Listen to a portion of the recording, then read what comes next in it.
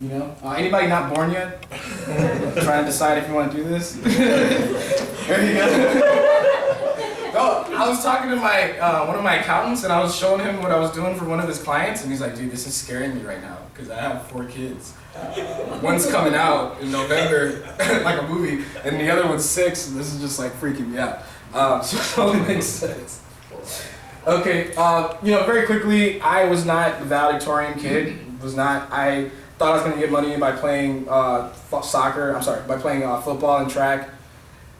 And turns out I was a foot too short, 100 pounds too light to like play for USC, you know. And somebody needed to break it to me, and my mother hired a professional track runner to break it to me. So then I just said, okay, well, if I can't get a scholarship to a D1 institution that way, then let me focus on my grades. But by the time I found out how important grades were, when I sat in front of my counselor, she told me, look, your grades aren't really good enough to get a scholarship anyway. You know, I didn't find out about the SAT until the second semester of my junior year. And I had no idea that it correlated to scholarships. So what did I do? I mean, most people, when they hear that, it's just, all right, well, that's it. We're going to go to community college. And I just decided I wasn't going to do that because all my friends that went to community college were not finishing. They were getting a job at Radio Shack and Best Buy and starting their lives out with, you know, maybe like, if they're lucky, 2 years worth of education. You know what I mean? So I just decided I was going to try to cram. So I pulled a lot of all-nighters, trying to make it happen. And the reason why was because I just did the math and I knew that my parents could not pay that much money without borrowing it. Just mathing that up for me. So, but I wanted to go to really good schools. My dad is actually a professor of political science, and I would grow up watching C-SPAN. I'd be on the kitchen table doing my homework, and I had to choose between my homework or watching C-SPAN. So I watched C-SPAN, you know, to avoid my homework. And I noticed that, hey, these guys are going to really good schools. I want to go to schools like that. So yeah, make a long story short, told me to go to community college, quit the team, spent a lot of time in the libraries and bookstores and coffee shops trying to find out how to get a scholarship, trying to pull my SAT score up, and it helped. Definitely helped. Shows that I was serious. Because I wanted to go to Boston University, but it was 200 grand. Back then it was 200 grand to go, 50 grand a year. But, you know, I think honestly for your benefit, I ended up, you know, succeeding in doing this, and I got $178,000. $165,000 of it was free money I didn't have to pay back. And, you know, my counselor, they just couldn't believe it. You know, as soon as I got it, she took a photocopy of it, and, you know, they announced me in front of the whole school. And I was the only person that wasn't an athlete that got that kind of money.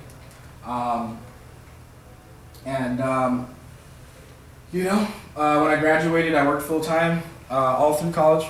And when I graduated, with a major in accounting, I went to go work for a financial planner, and he told me, hey, well, if you can do whatever you just did for yourself for all of these parents, then they don't have to liquidate their Morgan Stanley, all their different accounts. That would be great, and we don't have to write checks to these colleges all the time from their retirement accounts. So, but started getting really savvy, and actually most of the phone calls were for me.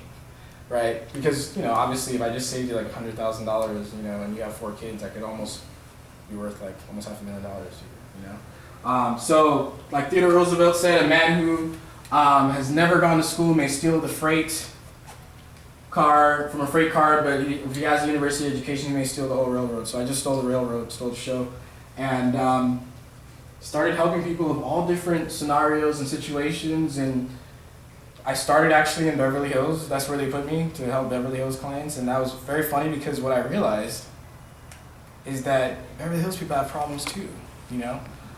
They have very high expenses because, you know, the per capita cost of real estate there is very expensive. So they'll have like a 15 grand a month mortgage, if they have a mortgage.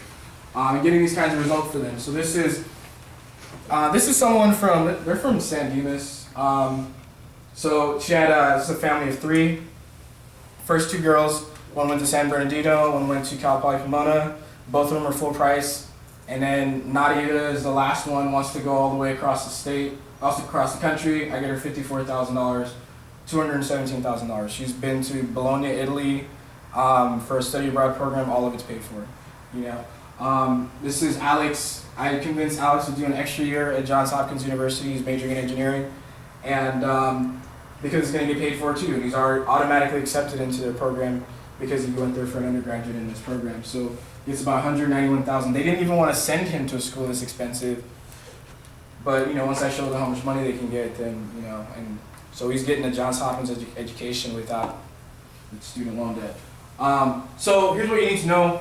First thing is deadline. So if your kid's a senior, it is crunch time. Okay?